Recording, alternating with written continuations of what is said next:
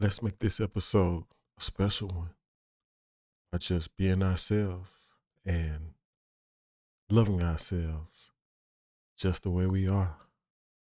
Lego. Hey, we got Trump on Fox News, Sean Hannity. Trump disregarding the MSG rally. The comedian. Let's hear what he got to say. Let's go.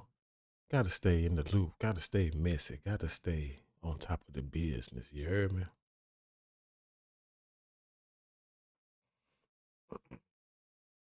Party is now the party of hardworking men and women, and the Democratic Party is the party of Hollywood, New York, and D.C., coastal elites, as I call them. If that. So you have built a very broad, diverse coalition, including Hispanic Americans, African Americans. And by the way, I'll put the numbers up on the screen, and we can show people where they were in those first 3 years of your presidency. The best growth rate in 60 years, and the people that did best were minorities in America. That's right. They did the best. And you have built this coalition. Anyway, so you have this big event at Madison Square Garden. It went on for hours. I don't even know if you were there for the whole thing. I don't know what time you got there. I was told and made aware that you had no idea about this comedian who made comments. I have no idea who he is.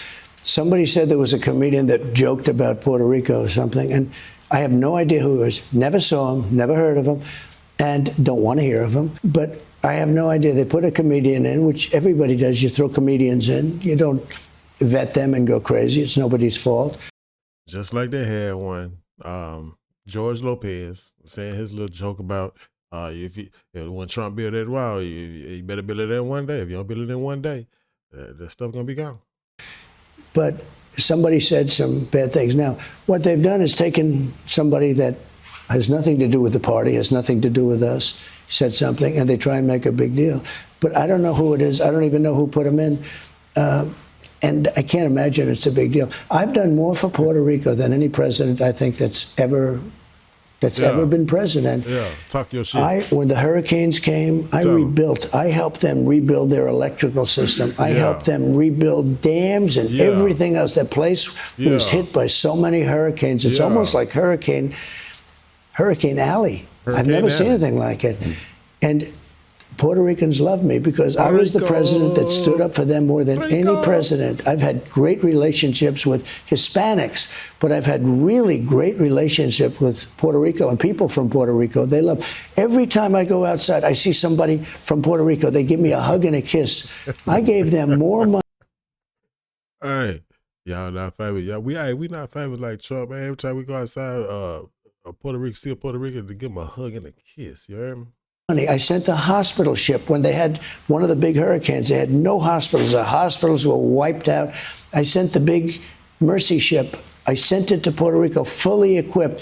It took care of things. I mean, they love me in Puerto Rico, and I love them. I was there handing out food. I got in trouble for that, too, because we were having fun. We had a lot of people, and I was throwing paper towels to the back. They were all having fun. Everybody, and the fake news came, that was very disrespectful to be throwing towels.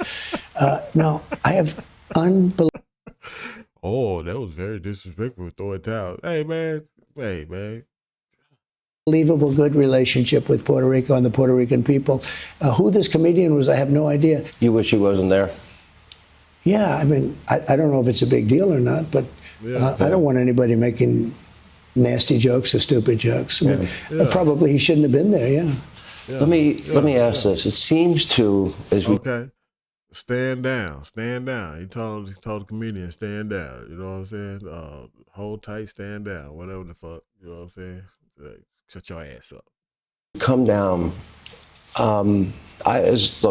Just an American citizen, I've never been more concerned about the country, the state of the world.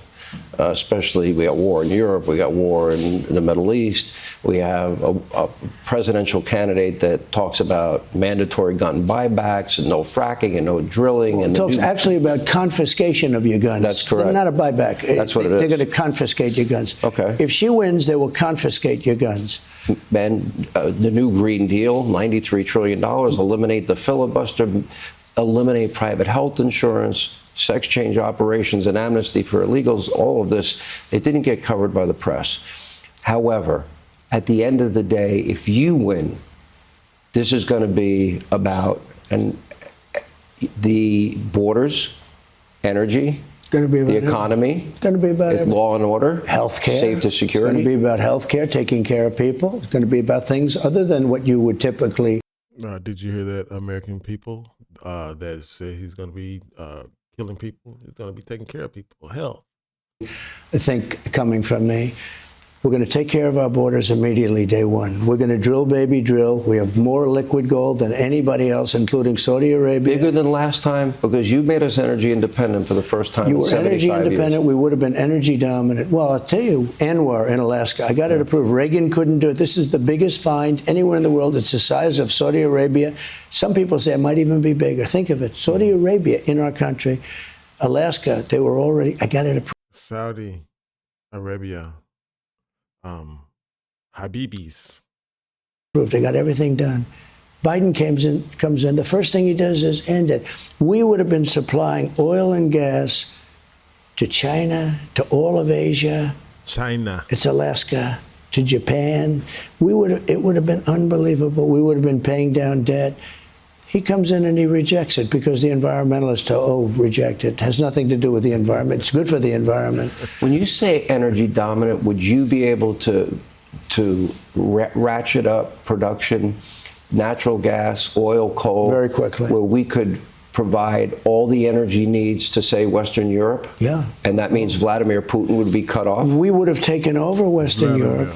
Oil prices will go down, and Vladimir Putin wouldn't be able to prosecute the war. Look, when they came in, they screwed up my You're not going in, Vladimir. energy program, and the prices went through the roof, and Putin went in. If I were president, that would have, number one, we wouldn't have had inflation. Oil wouldn't have gone up like it did, but it got close to $100 a barrel. He made a lot of money during the war. At $100 a barrel, he makes money. At $40 and $50 a barrel, he wouldn't have even thought of. And Trump don't. No, it sounds like kind of like Trump, kind of like pocket watching and hating on him. He don't want to make nobody. He want that money, and he want that money for the United States of America. Yeah. About doing it. Biden forced him. He said, we're going to raise the price of oil. Oil went up to $100, almost $100 a barrel. Would have gone up even more. You know what they did? They went back to my policy and got it down a little bit, but only a little bit because it wasn't really my policy. Right now, we would have 3 to 4 times more than what we're doing. But if they didn't go back to my policy, you would have been paying literally $20 a gallon for gasoline for your car. They want to get rid of all gas. I can't afford that now. Come on now. Even ride my motorcycle, I can't go nowhere with that shit. I will end that immediately, by the way. You're going to be able to get a gas-powered car. You're going to be able to get a hybrid. You're going to be able to get an electric car. But they have freedom, the choice to buy what you want. They want to force, and nothing wrong with electric, but they want to force everybody to electric. Everybody doesn't want electric. What would your role for Elon be, Elon Musk? So Elon has a lot of roles he could take because he's a very exceptional guy. But he has a thing. He feels there's such waste, fraud, and abuse in our budgets, and he's right. And he's a great cost cutter, and he'll cut costs without anybody even knowing it. Nobody's going to know it. Nobody's going to feel it. He will cut costs, and he feels he can save $2 trillion. If he does that, our budget is more than balanced. Hey, Sean Hannity here. Hey, click here to... So, it's Trump disregarding the comedian at the rally. Wasn't associated with the party, had nothing to do with the party. He was just a comedian. And even so, like they said, the joke was still talking about the island and as far as the trash buildup that they have. So it still wasn't, but even if it was a racial joke, he joked about race about everybody. So, hey, get your panties out a bunch. And hey, lovely episode. A little bit more information about what's going on. Hey, love yourself. Treat yourself. Don't beat yourself. Love yourself. Holla.